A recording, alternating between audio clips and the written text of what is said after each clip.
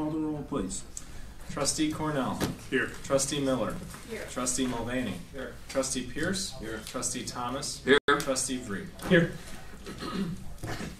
Trustee Vree, would you give us the background and information on how the financial committee went? Yeah. To go over several things. First off, we went over the results of the bond sale, and we had a very successful bond sale on July 9th, where we had 7 bidders. The lowest bidder being Raymond James came in with what would be an interest cost of 3.14%, and we felt it was a very successful deal. That interest rate is low relative to the rest of the market. And I think that speaks for how well Glencoe's doing. The maturities range from 2027 to 2034. At the end of it, the net deposited amount on July 30th, when the closing happens, will be $983,430. And just one other thing, the reason it went so well, or one of the reasons, Standard & Poor's reaffirmed our AAA credit rating. So all in, it was a very good bond sale, and we're happy with it. The next thing we talked about was the actuarial report. We had an actuary talk to us about our projections for the police and fire pension funds as we begin the 2016 budgeting process. This is one of the components that goes into it. The funds did well for the last year, performance-wise, investment performance-wise. The balance of the fund continues to grow nicely, but the obligations change based on some tables that we use, and so as a result, or tables that we're forced to use, as a result, the amount that the village will have to contribute in 2016 looks like it will rise by about 200 to possibly 300,000. So we're working through making sure we've got those numbers correct. And then finally, the financials for the village. Generally speaking, everything is going quite well. We're looking at the general fund, both revenue and expenses, being better than what we had budgeted earlier in the year. Some of that is timing, where we have been pushing off some of the expenses. So expenses look a little better than they might be at the end of the year, but generally speaking, so far things are quite good. The water fund would be the only thing where revenue is coming in a little worse than expected. That's really not a surprise based on how much rain we've had. But at the same time, we're keeping expenses low within the water fund. So the net is just fine. So all in, financials looked quite good. Thank you.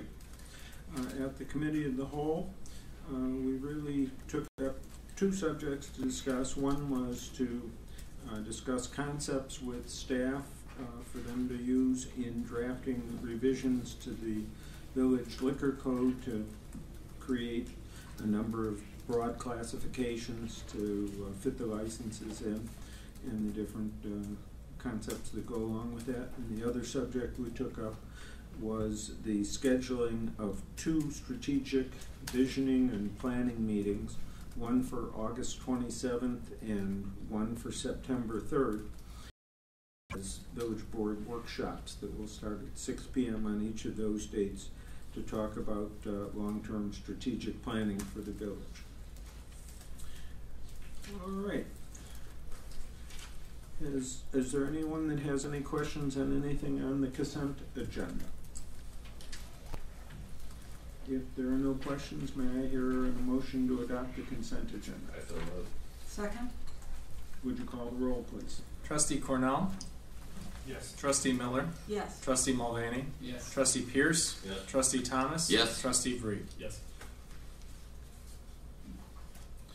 This brings the period where if there's someone who would like to address the board on an item not on the agenda for this evening, the appropriate time. Lori, would you like to come up to the podium?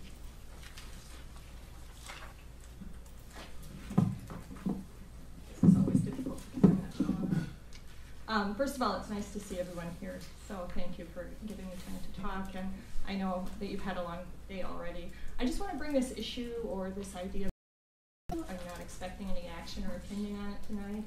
I know that you're working to recover revenue and increase income in ways that aren't related to necessarily property taxes. So I want to bring this idea to you. I think that we should be doing something we're thinking about, would like to consider recovering some revenue and administrative fees from the private beach construction projects that are beginning to proliferate on the North Shore. We have, let me see if I can make this work. We have one in progress. In Winnetka, they have a couple in progress. We have many that will be either planned or have already completed. So we're missing a substantial revenue opportunity. The cost of these construction projects are between $3 and $5 million. The projects, because the permit is by the state and the IDNR, the village doesn't collect any fees for that, and the IDNR, until very recently, collected no fees at all for these construction projects. Now they collect a $200 administration fee. Like I say, there are many of these projects either in the pipeline or one in construction now. We don't have that big lakefront, but there had been a moratorium on these projects, so there's pent-up demand. And there's also kind of a keep up the Joneses thing that's happening, not so much in Glencoe, but in our neighboring communities. So rather than make this a personal thing when somebody's got a permit before the village, I thought it would be wise for the board and the staff to consider this so it's not one individual person's property. The reason why there are permits for this through the IDNR is these private beaches are considered shore protection for the bluff. They often contain private stormwater outflows as well, also permitted. But in order to build them, they fill the public lake and the public beach. The state administers the as needed. The village government, you guys here in the room and ladies, are allowed to be more than the state, and you're also allowed to impose your own fees or your own rules on these structures. These projects, even though they're permitted by the state, do require staff administration and oversight. The IDNR is understaffed and underpaid and underfunded. The only people that are going to come out and see these are actually going to be our own staff. So examples of staff oversight for the Village of Glencoe include dealing with neighboring residents, cooperating on associated engineering plans, and enforcing local ordinances. As I say, the IDNR has a hard time getting out of the office these days. Now, there is noise and other disturbances for neighbors for months and months. These are long-term construction projects through the pleasant months of the year when we usually enjoy our private beaches. Some of the projects are staged off barges, so it's not like they're coming through town with their equipment, but the come by car and they congest some of the narrow streets that we have by the lakefront. And while the DNR requires the finished structures to be able to be transversed, so the public right to run the water line is preserved during the construction project, usually you can't walk the beaches. And so this has an impact on not only the neighboring houses, but the people who enjoy beach walking from the whole town. And from our point of view as a village, many of us have been through this before. Once these structures are in the public land, nobody maintains them. The permit says the owners are required to maintain, but over time, deeds for these properties change. It falls upon the village to deal with the problems that are associated, and they can be serious public safety issues, and we've had that experience. So the three things I would suggest that the village loses out on by not capturing this revenue is that it requires a mandate for us to administer without any income. The good news is that you can take action as a board and staff to create some income from this. If you used your regular 3% permit fee for residential construction in Glencoe, a $5 million project would raise about $150,000. And a couple of those a year might fill a budget gap that we have somewhere else in the budget. There's little evidence that Cook County actually recognizes the improvements on these beachfronts because the permit and construction information. I'm going to capture the improvement value of the land through real estate taxes. I think we have trustees that are experts on this and much better think about that. And these projects do tend to diminish, not necessarily the beach values, maybe that's not a good way to say it, but it can disrupt over the long term the views of the neighbors, the lake views. When the rocks. I hope I'm being clear. I don't have a picture of a finished one. There's first owner Edmonds with the limousines. It's hard to get over. And they also make a very different view on the beach if you have a lakefront home than an undeveloped beach. So I'm asking to consider you craft an ordinance to allow the village to raise revenues from these improvements and the process of these improvements, and to ask staff to check and see how quickly and how fast we can capture the additional revenue or value that these add to those properties. Thank you. Thank you, Lori. Any questions for Lori?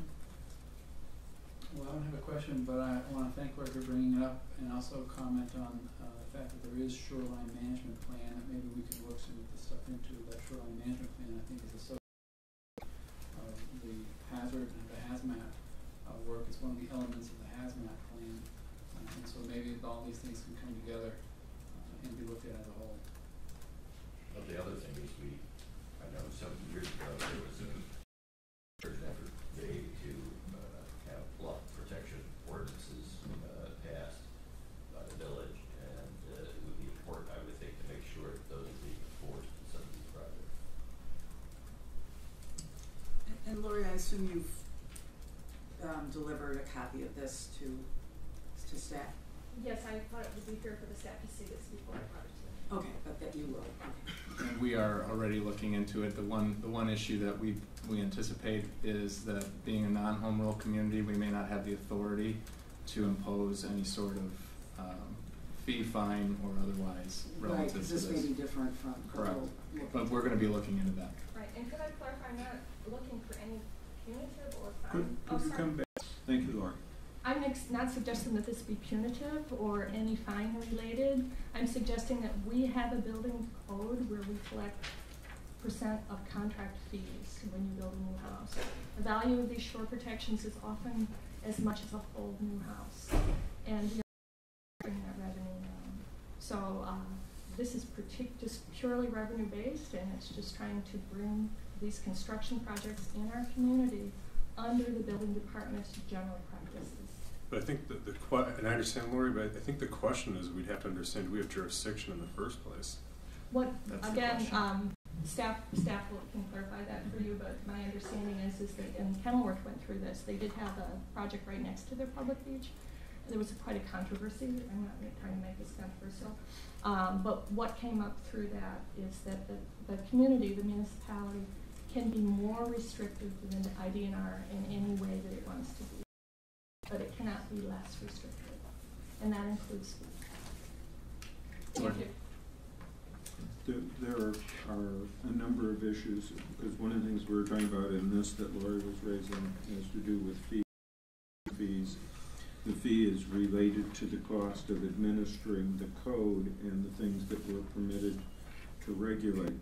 And as a non-home rule community, there are very strict, very major restrictions on what we can do. There are also some major restrictions on what we can do to regulate, because these may not be right next to our beach or part of infringing on part of our property.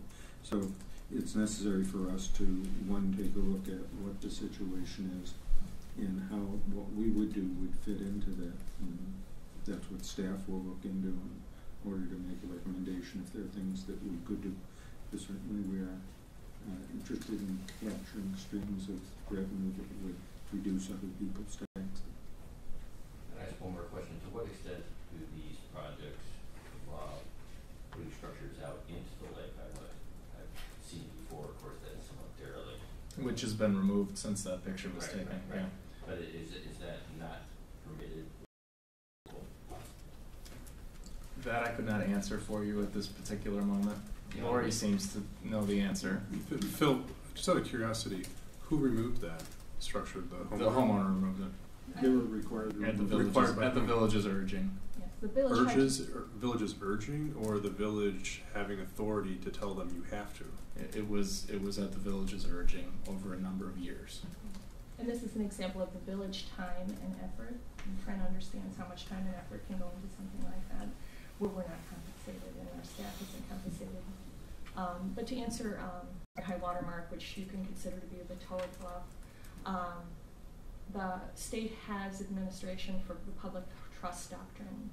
which means that they can administer for all of us. So these projects only need a permit from the state if they do fill the lake, and yes, they do. And the ones that are coming up for permit, public comment soon, and the one in progress, and ones that we've seen already, they're lovely structures.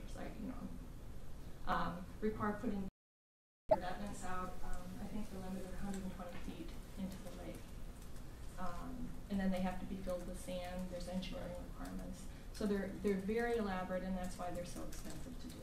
Well, the other thing is I met my wife about, I believe it was Lake Forest. These things, when they go into the lake, can affect the littoral drift, I think it's called, and it can affect the sand deposits further down the lake. So I think that's another thing that at least we need to be talking about. Yes, as a matter of fact, the board can go on Google and look at any aerial photograph, even on our GIS webpage, and you can see the effect on the neighbors of the drifting sand. In the Kenilworth case, it was a beach that didn't have any disruptions, and you had a clear view down the beach. Not just the homeowners, but the people who were on the public beach. And it's those rock things, if they're out into the lake, are very disruptive.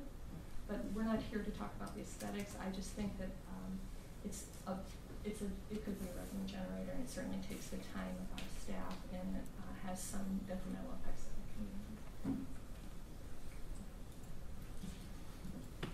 And so the question is a little different from regulation, because we're talking about what is it as non-home rule we have the ability to assess a fee for, and how would that fee relate to whatever services we actually perform in relationship to. Thank you, Lauren. Okay. Could I have the village manager's report, please?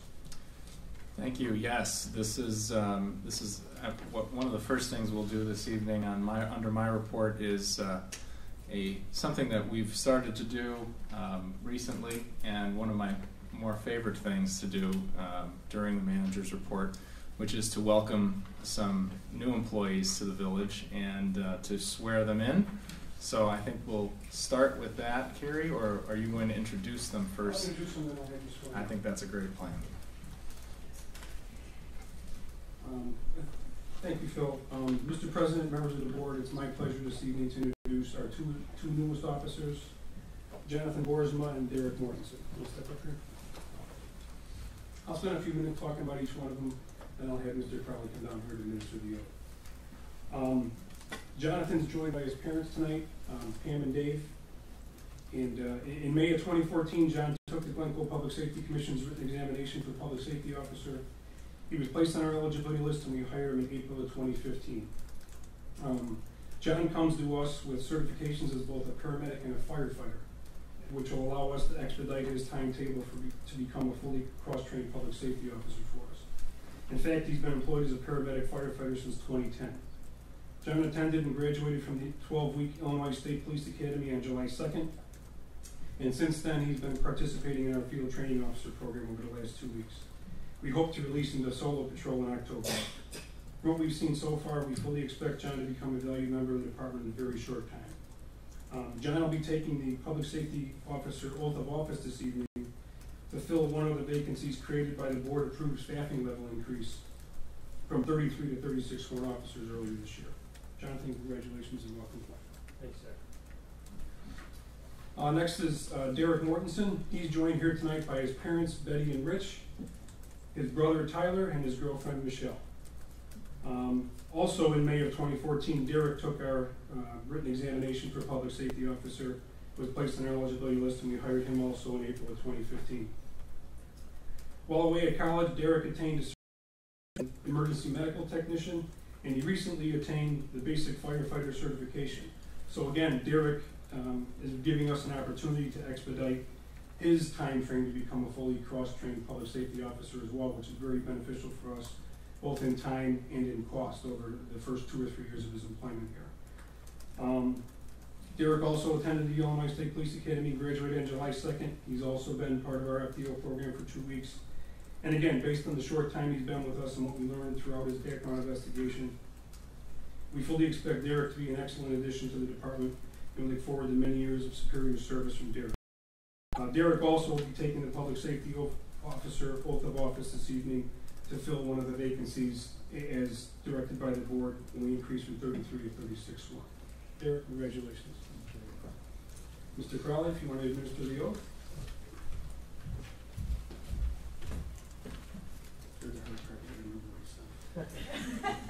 This is the hardest part. We'll go slow. I will go slowly. Please raise your right hand and repeat after me. Both of you. We can do it at the same time. I state your name.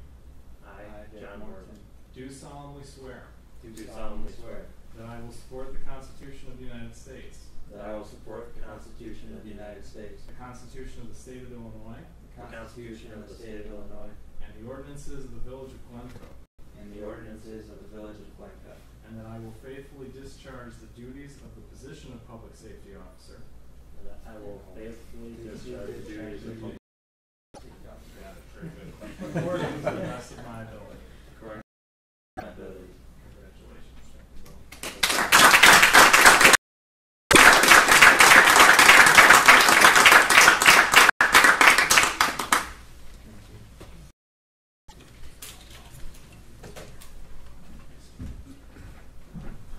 Welcome.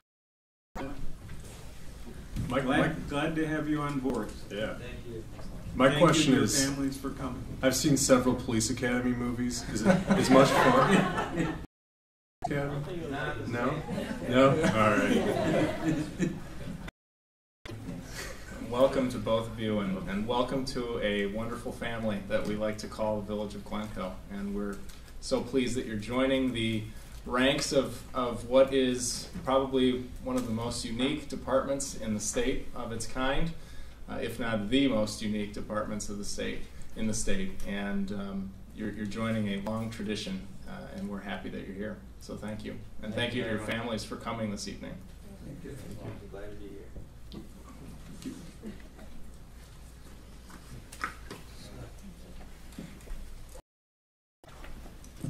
I just have a few other items on my report that I will go through quickly here. I wanted to provide a brief update to the board relative to the water system study information meetings. In late May and through the month of June, staff made presentations at 3 public information meetings regarding the water system planning study, which was presented to the board back in March. I'm excited to say that these 3 meetings were very well attended. We attracted a total of over 80 residents, and they were informal opportunities for them to learn more about the options presented in the report and to allow for an open, informal dialogue about the water treatment plant in general with our staff. Staff has assembled the questions, comments, and thoughts that were shared, and we will be providing those to the village along with other information that is currently under development. This includes further, more detailed cost analysis, a water rate impact analysis, as well as a review of the village's other long-term water system needs aside from the water plant. We continue to receive a number of questions via email to the village's dedicated email address, which is waterplant@villageofglencoe.org, and answers to those questions as they are answered are posted to the village's website for the benefit of others who may be interested. We continue to encourage the community to examine the information that's been posted on the website, including there are several videos of the presentations that were made both at the village board meeting and at one of our public sessions back in May. Again, all of that is available on the village's website. We'll be coming back to the board later this year with more information. Green Bay Road construction. I wish to sincerely express staff's gratitude to our residents and others that traverse Green Bay Road for your continued patience as we progress toward completing the resurfacing project on Green Bay from Park Avenue North to Lake Cook Road. The first course of asphalt went down today on the northernmost section of Green Bay, and this process will continue this week through Saturday, weather permitting. This will be followed by work next week to raise manhole structures in preparation for the final course of asphalt, which will begin to go down late next week, again, weather permitting. Unfortunately, this does mean that there will be some intermittent lane closures and some continued delays until project completion, but the good thing is we are nearing that. We are continuing to post construction updates on the village's website and have been utilizing Glencoe Connect as necessary to advise of other construction updates. Again, sincerely appreciate the patience of drivers who are both our residents and those who drive through town. I can understand. I've been stuck in a few 10-minute delays and myself, and I know those can be frustrating. But unfortunately, the width of Green Bay Road and some of the appurtenances within the roadway tend to keep it from being possible to keep all of the lanes open during these processes. So again, we are working diligently to get this project completed as we all prepare for Sheridan Road, which is the next roadway which will be resurfaced. And that is a state project that we anticipate will commence in probably September. We're waiting for some more information. Last but not least, the Glencoe Festival of Art is coming up August 1st and 2nd downtown here on Vernon and Park Avenues. We are expecting over 110 artists this year. I consider this personally one of the finest art festivals on the North Shore. I'm not sure why I'm biased in that way, but it is a great art festival, and I encourage you, if you've never been, to take the time to walk downtown. And in a couple of Saturdays, not this coming Saturday, but 2 weeks or a week from this coming Saturday, both Public Safety and Public Works departments will host an open house here at the Village Hall. It's a great opportunity to meet some of our staff and a great opportunity for kids in the community and adults maybe to sit in some of our equipment and feel like a firefighter for the day or for the minute or a back. That's the only day I think they let me sit in those pieces of equipment, so I think it's kind of a fun thing. So encourage you to participate in. Finally, you may have seen this week there was a flurry of activity relative to the Historical Society, the Glencoe Historical Society's efforts to commemorate the centennial celebration of the Ravine Bluff subdivision.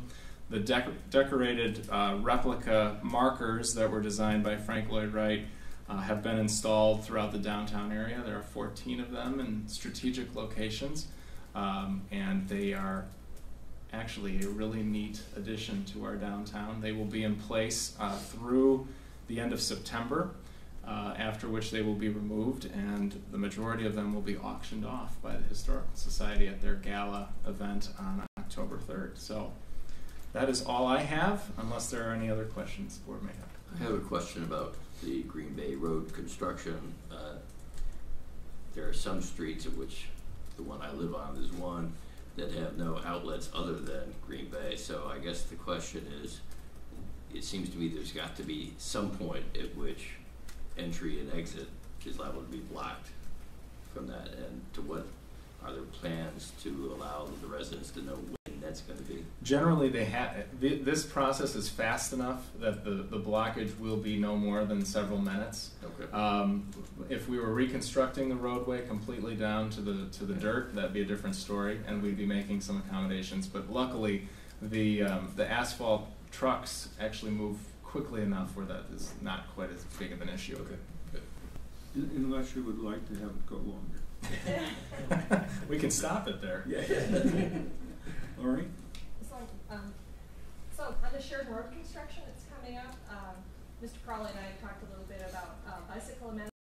That will do them for us for free, but we have to put them in our letter now. Already done. Thank you so much. That's lovely, and I hope the board appreciates that. That's a wonderful thing. That's all I have this evening. Thank you. Trustee Miller, did we have a Plan Commission meeting? I'm afraid not. The vagaries of the calendar mean that there was no Plan Commission in between the two board meetings, so it's next week. Then this coming month you have 2 meetings? In September, yes, I don't think.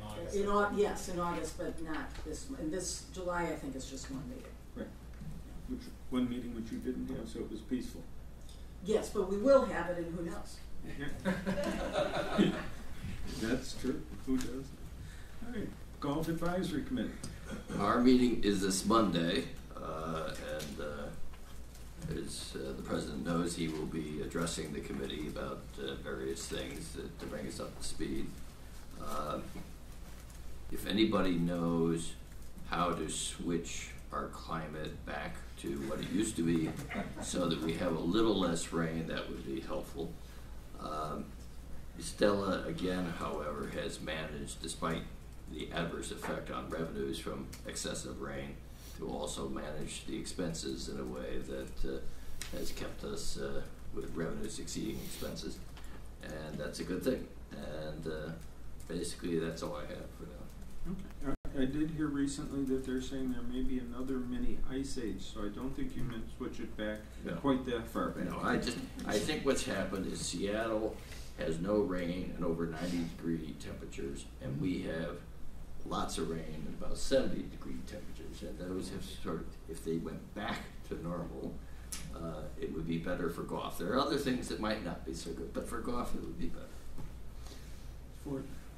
Having looked at our raising lots more revenue, because Stella does such a great job on the golf course, for the present report I was going to comment a little bit on our state's continued budget stalemate and the fact that as we go towards our budgeting for our next fiscal year, we have to take into account what a disaster may come out of that for all the municipalities within our state. Currently, the most recent chapter was that they had a vote in the Senate on a third reading of a tax freeze bill, which would freeze the taxes for all local municipalities, which failed because it took a 3/5 vote to pass it, which would be 36 votes, and 32 Democrats voted for it, and 22 Republicans and a number of northern suburban Democrats voted against it, so that did not pass,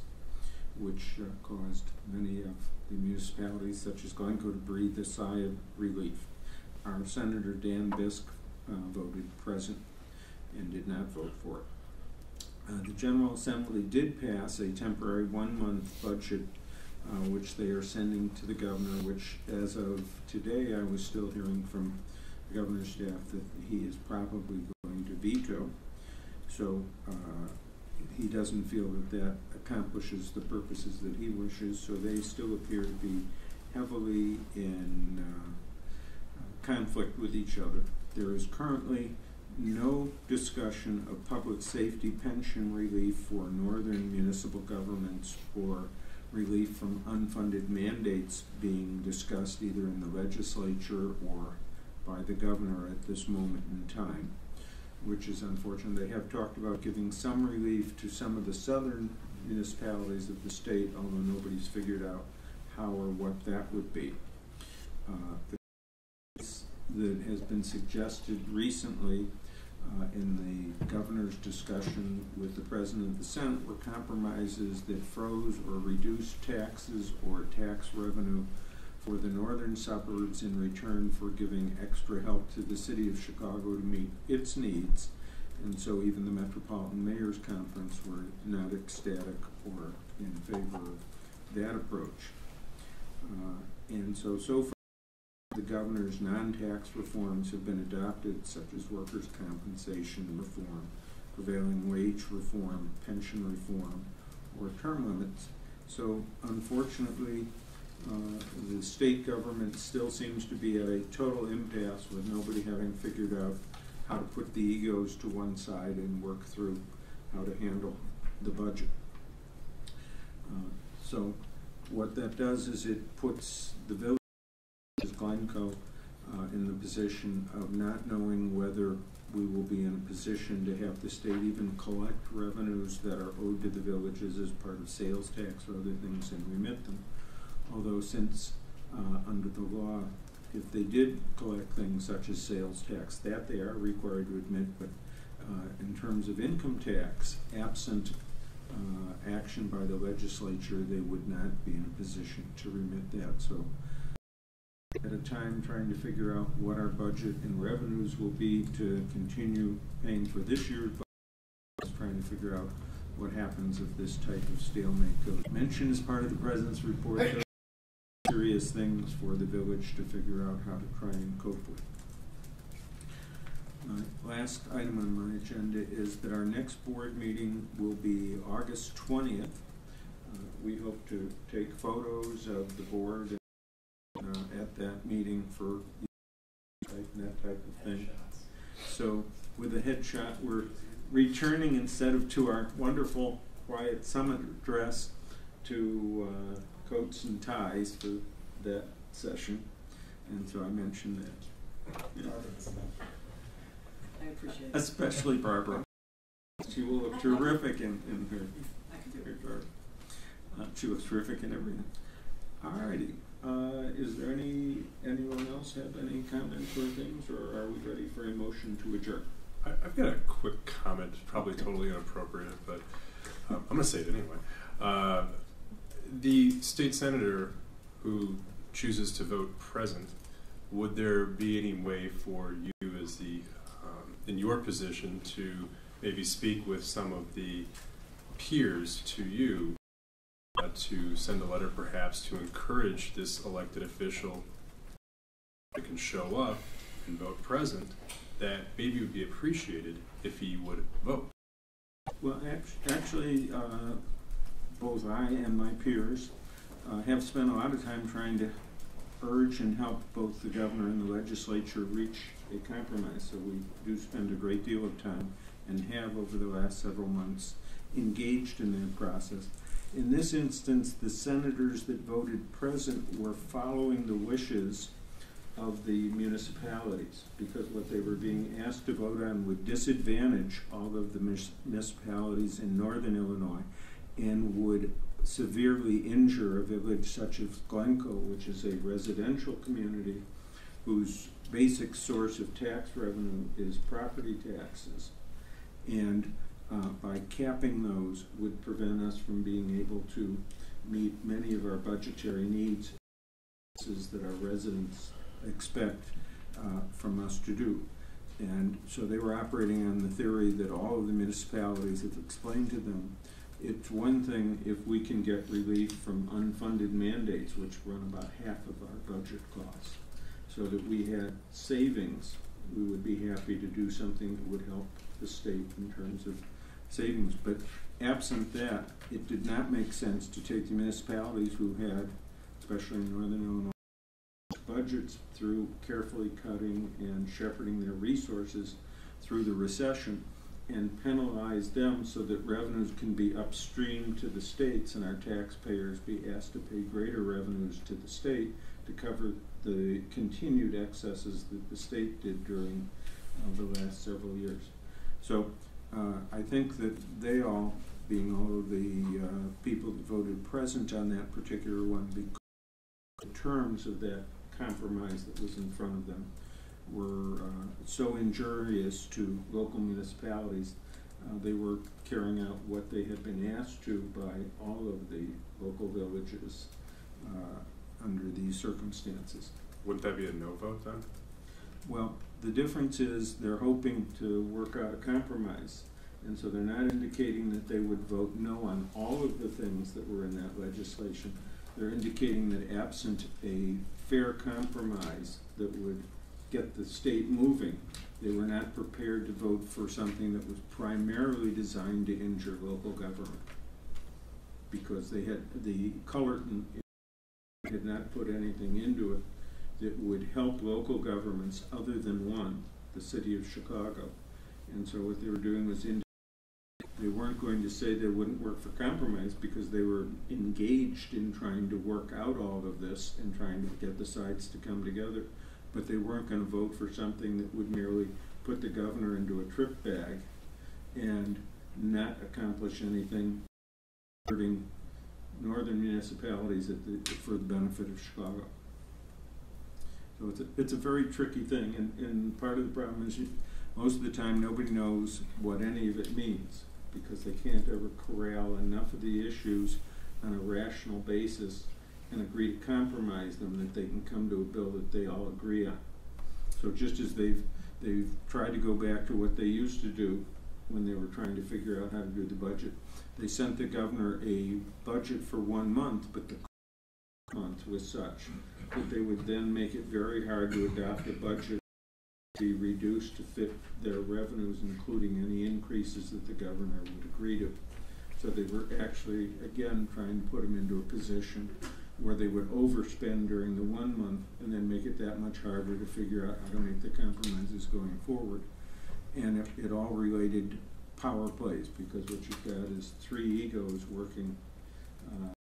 You've got Cullerton, who sometimes was working with the governor, at other times working against him. We got going in an entirely different direction, who sometimes works with the governor and sometimes was going against him. And so what you were getting as an interplay is no one was sitting down saying, all right, if we're going to do the things that need to be done, what is it we can afford to cut? Where can we do it? What are the revenues we need to make this work? And how do we not cripple local governments by the changes we make, the reforms that one side's willing to give up in return for revenues to cover the things they want, the typical things that legislatures and governors do. And so far there are no adults in the room. It's a very sad situation. Any other questions? No. God. Motion to adjourn. Here we're just making a report, but if you actually went and worked with them, you'd want to sit down and cry at the end of each evening as to what's going on with these wonderful people, that they can't even do anything that's rational and fully agreed on.